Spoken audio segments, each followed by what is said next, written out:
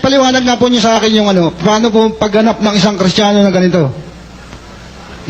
Yung sinabi ni Jesus na kayo ay isusugo ko sa gitna ng mga lobo.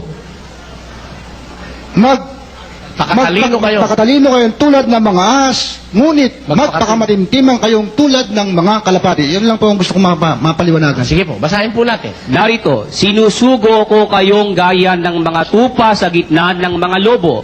Magpakatalino nga kayong gaya ng mga ahas at magpakatimtimang gaya ng mga kalapati. Ayun. Ang tinakausap niya po rito, mga alagad niya, mga apostol. Sinusugo ko kayong gaya ng mga kordero o tupa sa gitna ng mga lobo. Sino po yung mga lobo? Pakinggan nyo kung sino yung mga lobo. 7:15 ng Mateo. Mag-ingat kayo sa mga bulaang propeta na nagsisilapit sa inyo na may damit tupa. Tatapat sa loob ay mga lobong maninila. Yun pala yung mga bulaang propeta, yung mga mangangaral na impostor, yung nagpapakunwaring sa Diyos. Nung panahon ni Kristo, marami na hong ganong mangangaral, yung mga eskribas at mga pariseo. Kaya sabi ni Kristo sa mga apostol, sinusugo kayo sa gitna ng mga lobo.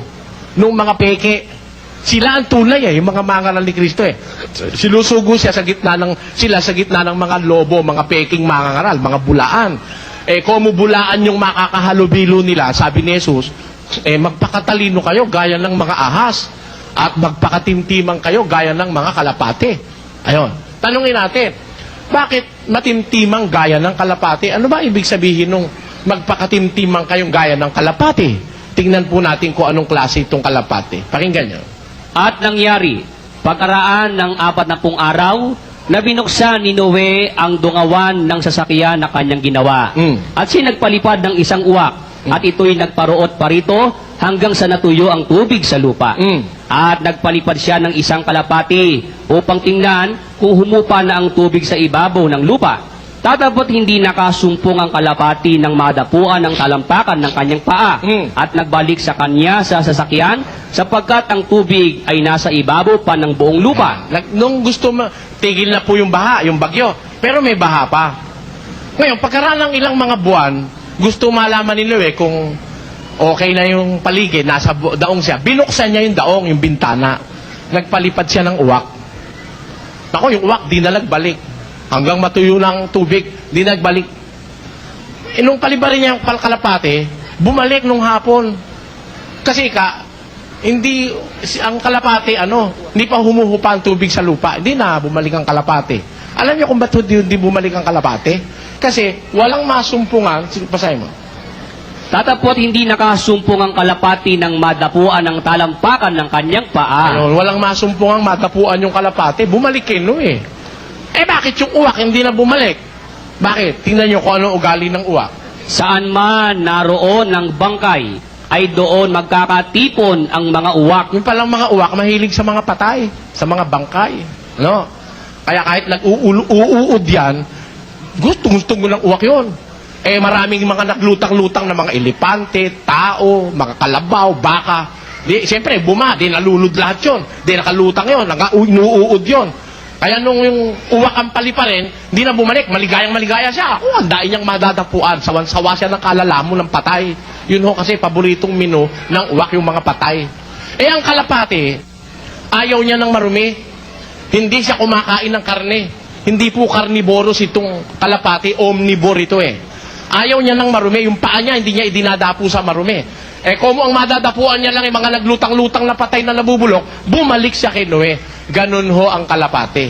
Ang kanyang pagiging matimtiman, ayaw niyang humipo sa marumi. Ngayon, nang sabihin ni Jesus, sinusugo ko kayo, magpakatimtiman kayong gaya ng kalapate. Kasi yung mga lobo na yon, marurumi yon, mga pastor na manluloko yon. At maraming marurumi sa bundong ito. Ayaw ni Kristo na ang mga kanyang alagad mahawahan ng dumi. Kaya sabi niya, magpakatimtiman kayo gaya ng kalapate. Huwag kang hihipo sa marumi. Pakinggan nyo, sa 6. Kaya nga, magsialis kayo sa kanila at magsihiwalay kayo, sabi ng Panginoon. At huwag kayong magsihipo ng mga bagay na marumi. Ayun, ayaw ng Diyos na humipo ang tao na kanyang lingkod na bagay na marumi. Parang kalapate, ayaw ng marumi. Yun ho ang pagiging matimtiman ng kalapate. Eh, yun yung parte ng ahas naman. Papunta ho tayo ron. Hindi ko makakalimutan yun. Ngayon, bakit naman sinabi ni Jesus na magpakatalino kayo gaya ng mga ahas? Sino ba yung ahas na sinasabi sa Biblia? Pakinggan nyo sa 12:9. At inihagis ang malaking dragon, ang matandang ahas, ang tinatawag na Diablo at Satanas. Yung ahas pala, si Satanas. Ngayon, ito si Satanas, nagkaanak na ito, kaya dumami na mga ahas eh. Oh, ang tawag ni Kristo doon, lahi na ng mga ulupong. Pakinggan nyo, basahin natin. Kayong mga ahas, Oh. kayong mga lahi ng mga ulupong. Oh, tanyo, mga ulupong na yun, nag-anak na si Satanas. Ang naging anak niya, yung mga taong sinungaling. Mga anak ng demonyo yon. Ang tawag ni Kristo ron, mga ulupong at mga ahas, lahi ng ulupong. Sabi ni Kristo sa mga apostol, pag sinugo ko na kayo sa gitna ng mga tarantadong mga lobo, eh magpakatalino kayo gaya ng mga ahas. Alam nyo kasi matatalino yung mga ahas eh. Yung mga mangangaral ng demonyo, matatalino yan. Pakinggan nyo sa 16 ng Lucas. Sapagkat ang mga anak ng sanglibutang ito Ay? sa kanilang sariling lahi ay matatalino kaysa mga anak ng ilaw. Oh, dito sa sanlibutan, yung mga anak ng demonyo, matatalino yan kaysa sa anak ng ilaw. Pagka pasikot-sikot sa sanlibutan, matalino sila sa dayaan, sa biglaan. Kaya pag bumili ka ng 1 kilo, bawas ng 2 guhit, hindi mo nahahalata eh. Di ba? O, ganun eh. Matatalino yan. Yun lang mga balasador niyan eh. Talagang mapupuslitan ka ng barahay. Meron pala rito sa loob eh. Oh. Hindi mo alam, natatalo ka. Eh kaya kung anak ka ng Diyos, kailangan wag kang tatanga-tanga. Kaya kung paano matatalino itong mga anak ng demonyong ito, magpakatalino ka rin. Kasi pag hindi ka nagpakatalino, matatalo ka sa laban. May laban ho kasi. Pag tatanga-tanga ka, kaya nga sinasabi ko madalas sa aking mga kapatid, walang Kristiyanong tanga. Pag Kristiyano ka, obligasyon mong magpakatalino. Kasi matatalo ka ng kalaban pagka tatanga-tanga ka.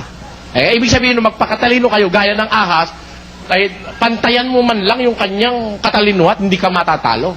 Ayun. Pero sa pagiging matalino mo, magpakatimtiman ka gaya ng kalapate. Meron kang may control ka. Hindi ka basta dapat sumubo. Kasi yung matimtiman ho, ay ibig sabihin ng matimtiman eh. Hindi agad nadadala ng kahit na sino yun eh. Pag matimtiman, parang ganito.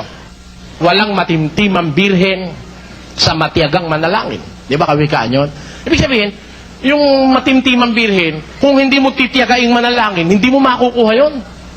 Yung babaeng matimtiman na birhen, ligawan mo na 1 oras, makukuha mo na, hindi pa. Dalawahin mong oras. Hindi. Minsan nga, 2 taon na, ayaw pa sumagot eh. O, dahil matimtiman eh. Pero pag tiniyaga mo ng tiniyaga siya, bumibigay din yung matimtimang birhen. Di ba? O, ano ibig ko sabihin? Ang ibig sabihin, nung matimtiman, hindi agad nahahawa o nadadala. Pagka tayo matimtiman, nasa gitna na tayo ng masasama, hindi ka agad maihahawa ng masama. Ganun ang kahulugan ng pagkamatimtiman.